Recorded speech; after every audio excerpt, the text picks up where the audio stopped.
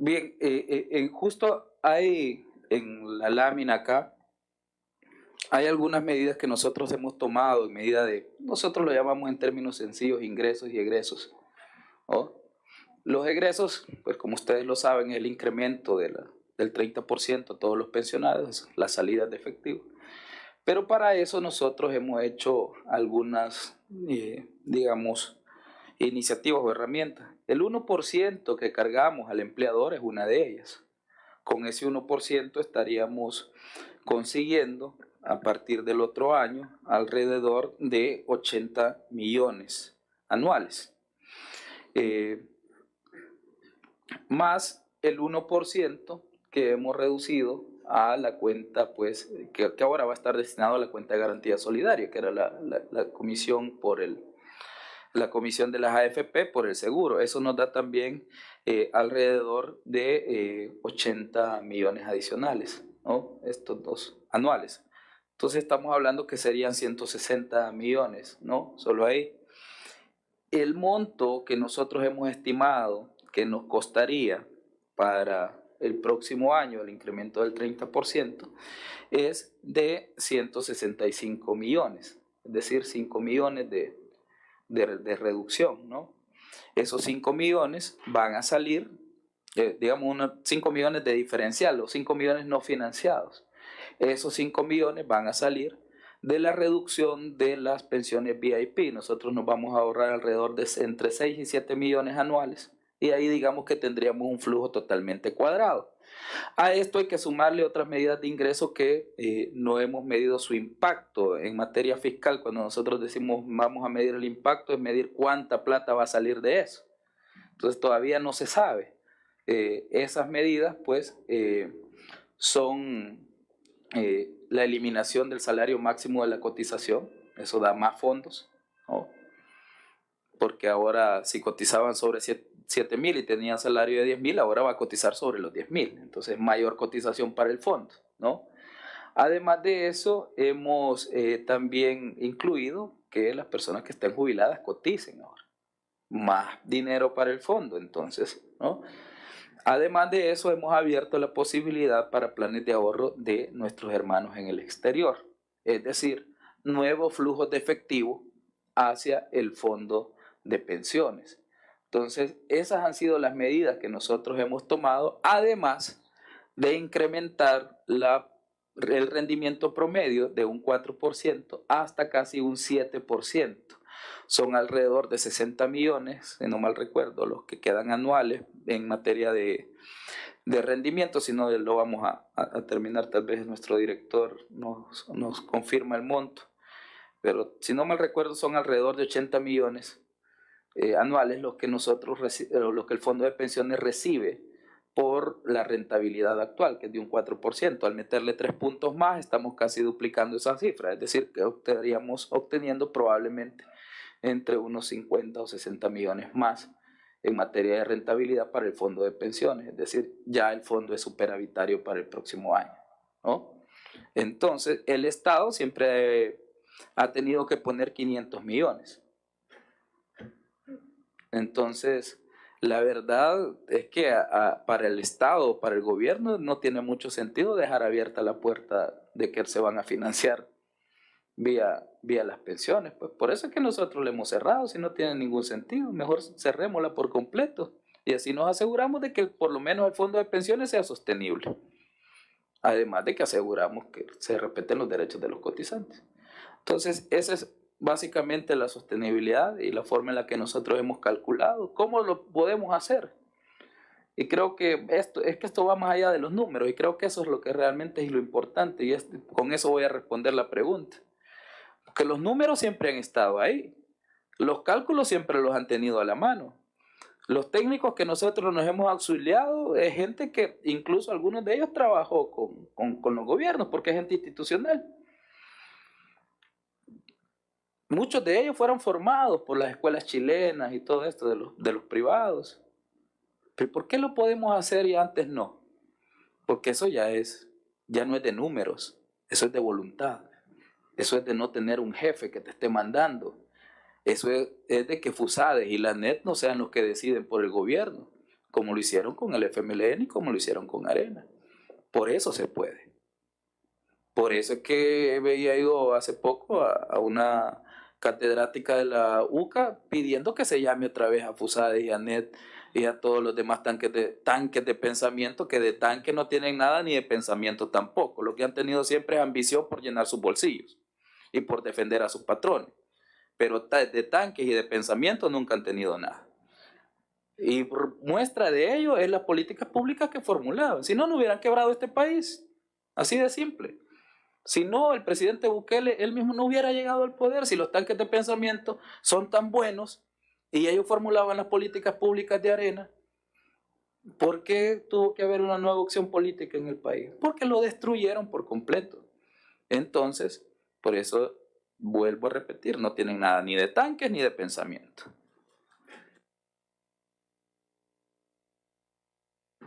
Gracias, ministro. Diputada Zuny Cedillos. Gracias, presidenta. Buenas tardes, diputados y diputadas. Asimismo, también un saludo muy especial al pueblo salvadoreño que le está dando sintonía a esta comisión. Asimismo, agradecerle, señor ministro, por sus aportes. Son muy importantes también para conocimiento de la población. Hemos escuchado a diferentes sindicatos y sus opiniones. Es necesario e importante también sus aportes técnicos, jurídicos y financieramente para una mejor comprensión del tema. En base a eso, señor ministro, yo tengo dos preguntas. La primera, usted mencionaba que el sistema actual de pensiones es nacional, en el mismo sentido que pues, el garante es el Estado. Hay una parte de la población que pide que se quiten las AFP, es decir, las administradoras.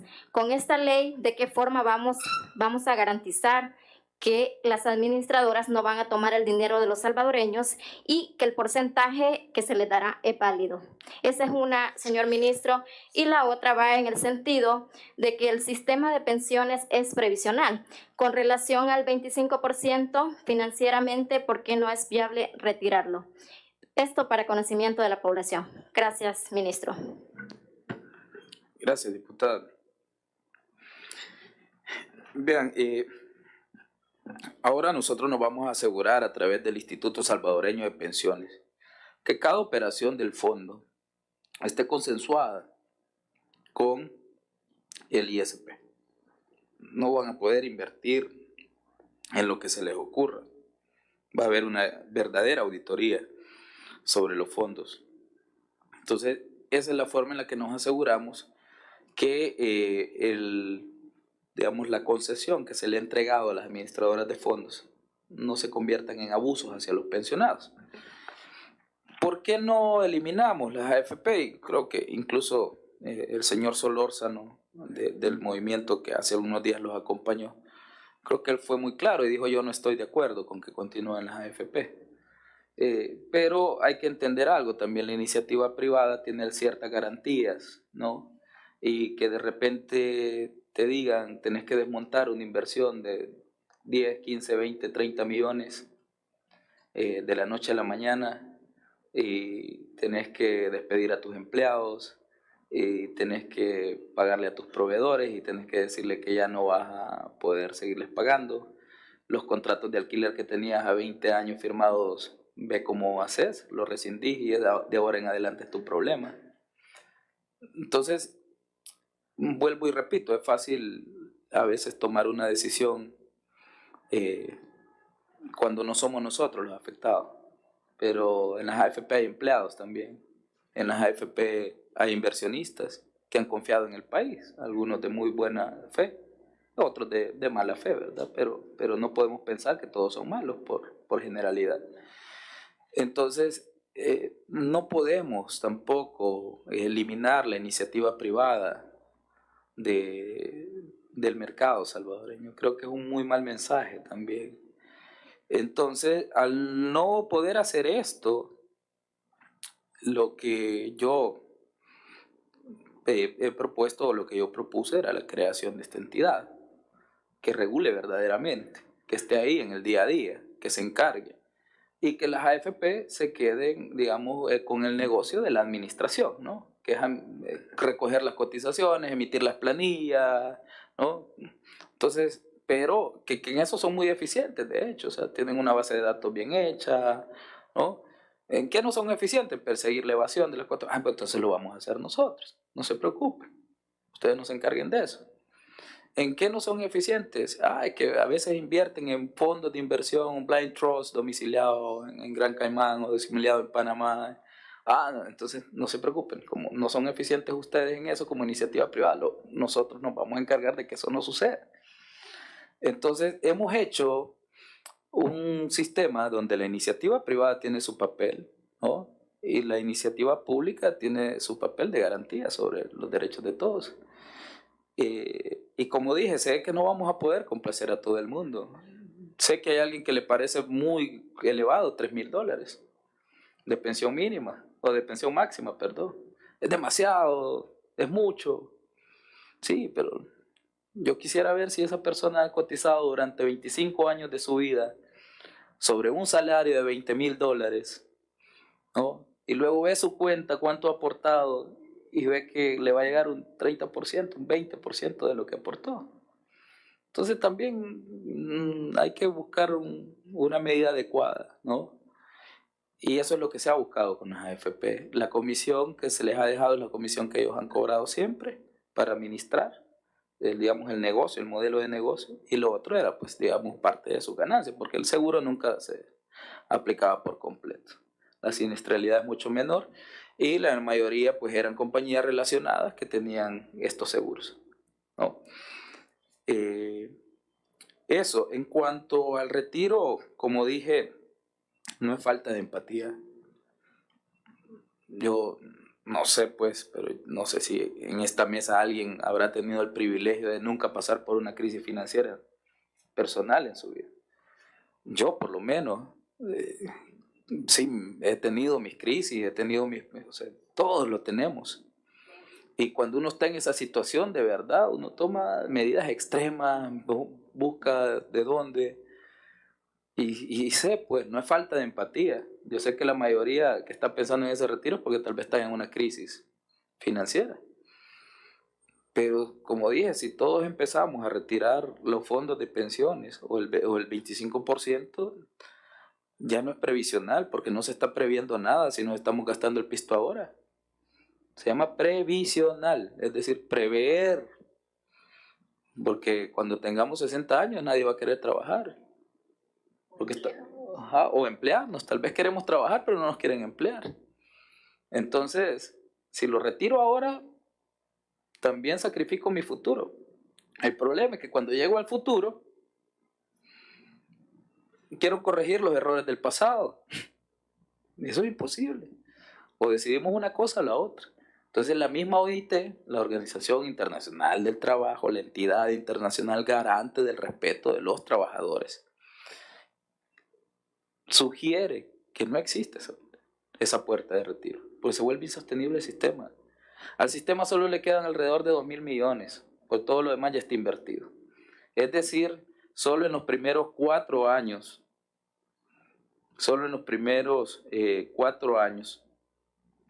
nos estaríamos, digamos, gastando alrededor de 1.500 millones.